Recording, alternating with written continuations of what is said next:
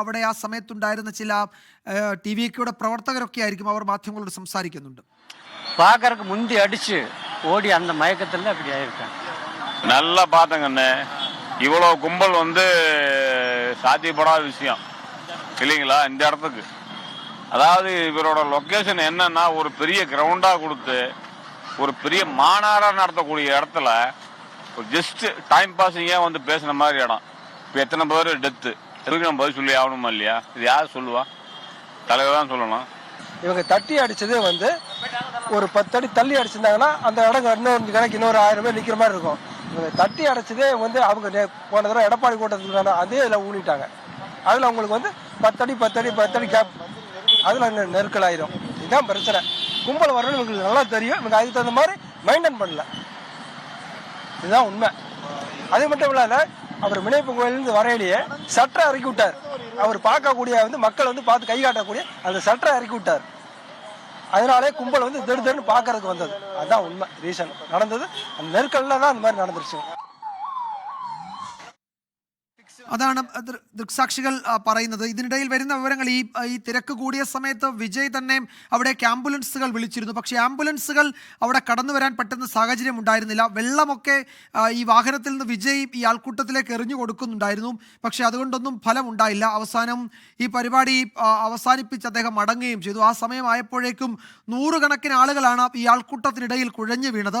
പിന്നീടുണ്ടായ തിക്കിലും തിരക്കിലും അങ്ങോട്ടും ഇങ്ങോട്ടും ചവിട്ടും ഒക്കെ ഏറ്റായിരിക്കാം പലർക്കും അപകടം സംഭവിച്ചിട്ടുണ്ടാവുക എന്നാണ് പ്രാഥമികമായി അവിടെ നിന്ന് വരുന്ന റിപ്പോർട്ടുകളൊക്കെ വ്യക്തമാക്കുന്നത്. എന്തായാലും ഈ സംഘാടകരുടെ വീഴ്ച അങ്ങേയറ്റം ഗുരുതരമാണ്. അതിൽ അവർക്കെതിരെ കേസെടുക്കണം. ഇതിൻ്റെ ഈ വിജയെ അറസ്റ്റ് ചെയ്യണം തുടങ്ങിയ ആവശ്യങ്ങൾ DMK ഇതിനോടകം അവിടെ മുന്നോട്ട് വയ്ക്കുന്നുണ്ട്. പ്രധാനമന്ത്രി നരേന്ദ്രമോദിയുടെ അനുശോചന സന്ദേശം വന്നു. അങ്ങേറ്റവും ദൗർഭാഗ്യകരമായ സംഭവം എന്നാണ് നരേന്ദ്രമോദി പറഞ്ഞത്. ട്രിച്ചി, ഡിണ്ടിഗൽ കളക്ടർമാർ അവിടെ കരൂരിലേക്ക് എത്തിയിട്ടുണ്ട്. അവർ ഈ രക്ഷാപ്രവർത്തനങ്ങൾ മുഖ്യമന്ത്രിയുടെ നിർദ്ദേശപ്രകാരം അവിടെ രക്ഷാപ്രവർത്തനങ്ങൾക്ക് നേതൃത്വം വഹിക്കുന്നുണ്ട്. മുഖ്യമന്ത്രി നാളെയാണ് അവിടേക്ക് എത്തുന്നത്. സെന്തിൽ ബാലാജി അവിടെ ക്യാമ്പ് ചെയ്ത് ഈ ഏകോപനത്തിന് അവിടെ പ്രവർത്തിക്കുന്നുണ്ട് എന്ന വിവരം ഇപ്പോൾ വരുന്നുണ്ട്. ജിഷ്ണു, ഈ സംഘാടനത്തിലെ വീഴ്ച സംബന്ധിച്ചായിരുന്നു ജിഷ്ണു പറഞ്ഞു തുടങ്ങിയത്. തുടരാം. തീർച്ചയായും സംഘാടനത്തിൽ വലിയ പിഴവുണ്ടായി എന്നാണ് നമ്മളിപ്പോൾ ദൃക്സാക്ഷികളായ ആളുകൾ പറയുന്നതിൽ നിന്ന് തന്നെ നമ്മൾ മനസ്സിലാക്കുന്നതാണ്. വളരെ ചെറിയൊരു മൈതാനം, വളരെ ചെറിയ സ്ഥലം, അവിടെ ചെറിയ യോഗങ്ങൾ, മീറ്റിങ്ങുകൾ മാത്രം സംഘടിപ്പിക്കപ്പെടുന്ന ഒരു സ്ഥലത്താണ് ഇത്രയും വലിയ പരിപാടി സംഘടിപ്പിച്ചത്. അത് വിജയെ പോലെ ഒരാൾ പങ്കെടുക്കുന്ന പരിപാടി എന്ന് പറയുമ്പോൾ തന്നെ സംഘാടകർ അത് മുൻകൂട്ടി കാണേണ്ടിയിരുന്നു. അത് മാത്രമല്ല, തമിഴ്നാട് മുഴുവൻ സംഘടിപ്പിക്കപ്പെടുന്ന ഒരു പര്യടനമാണിത്. ആ പര്യടനം നേരത്തെ തന്നെ പല സ്ഥലങ്ങളിലും വലിയ ആൾക്കൂട്ടം ഉണ്ടായിരുന്നു. അത് കണ്ടെങ്കിലും ഇവർ നേരത്തെ തന്നെ അതിനുള്ള മുൻകരുതൽ എടുക്കേണ്ടിയിരുന്നു. 60,000 പേരെ ഉൾക്കൊള്ളാവുന്ന ഒരു സ്ഥലത്ത് 10,000 പേർ മാത്രമേ വരൂ എന്ന ഒരു മുൻവിധി, ആ ഒരു തീരുമാനത്തിലേക്ക് അവർ എങ്ങനെ എത്തി എന്നതാണ് ഇവിടെ അത്ഭുതപ്പെടുത്തുന്നത്. അതൊരു പക്ഷേ അവർ ചിന്തിച്ചിരുന്നെങ്കിൽ 32 പേർ മരിക്കുന്ന സാഹചര്യത്തിലേക്ക് ഈ ഒരു വലിയ ദാരുണമായ ഒരു അവസ്ഥയിലേക്ക് കാര്യങ്ങൾ എത്തില്ലായിരുന്നു എന്ന് വേണം നമ്മൾ മനസ്സിലാക്കാൻ. ക്രമസമാധാന ചുമതലയുള്ള ADGP ഉൾപ്പെടെയുള്ളവർ സ്ഥലത്തേക്ക് എത്തുകയും അവിടെ കാര്യങ്ങൾ പരിശോധിച്ചുകൊണ്ടിരിക്കുകയാണെന്നാണ് നമ്മൾ മനസ്സിലാക്കുന്നത്. അതിനുള്ള ചുമതല നൽകിയിട്ടുണ്ട് എന്ന് മുഖ്യമന്ത്രി MK സ്റ്റാലിൻ തന്നെ നേരത്തെ അറിയിച്ചിരുന്നു. സെന്തിൽ ബാലാജി ഉൾപ്പെടെയുള്ള മന്ത്രിമാർ അവിടത്തേക്ക് എത്തിക്കൊണ്ടിരിക്കുന്നു, അവിടുത്തെ കാര്യങ്ങൾ നിരീക്ഷിക്കുന്നു. ഇവിടെ വലിയ ഒരു സുരക്ഷാ വീഴ്ച അല്ലെങ്കിൽ സംഘാടനത്തിലെ വലിയ പിഴവ് നമുക്കിവിടെ കാണാൻ സാധിക്കും. അത് തന്നെയാണ് ഇതിൻ്റെ ഏറ്റവും പ്രധാനപ്പെട്ട കാരണമായി നമ്മൾ മനസ്സിലാക്കുന്നത്. കരൂർ മെഡിക്കൽ കോളേജിൽ ഉൾപ്പെടെ വലിയ തോതിൽ ആൾക്കൂട്ടം എത്തിക്കൊണ്ടിരിക്കുകയാണ്. അവിടെ വലിയ തോതിൽ ആളുകൾ അലമുറയിട്ട് കരയുന്ന സാഹചര്യം നമ്മൾ കാണുന്നു. അത് മാത്രമല്ല, മരിച്ചവരിൽ 16 പേരോളം സ്ത്രീകളാണ് എന്നത് വളരെ പ്രധാനപ്പെട്ടതാണ്.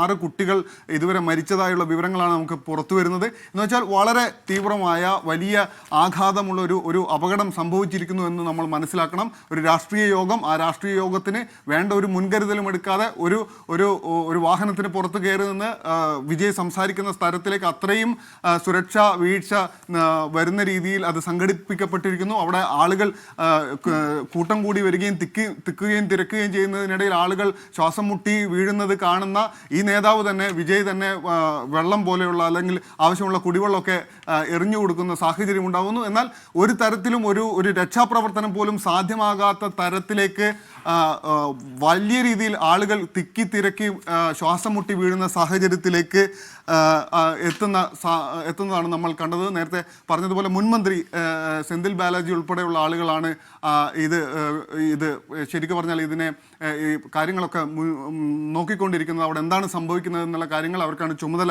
നൽകിയിരിക്കുന്നത്. അതുപോലെ ഹെൽത്ത് മിനിസ്റ്ററും അതുപോലെ ആരോഗ്യമന്ത്രിയും ഇതിൻ്റെ കാര്യങ്ങൾ നോക്കിക്കൊണ്ടിരിക്കുകയാണ്. അത് മാത്രമല്ല ഇവിടെ വലിയൊരു ആൾക്കൂട്ടം ഉണ്ടാവുന്നു എന്നുള്ളത് നമ്മൾ നേരത്തെ മനസ്സിലാക്കേണ്ട കാര്യമായിരുന്നു. അത് അവിടെ 1,20,000 ചതുരശ്ര അടിയിലുള്ള ഒരു സ്ഥലത്താണ് ഇത് സംഘടിപ്പിക്കേണ്ടത്.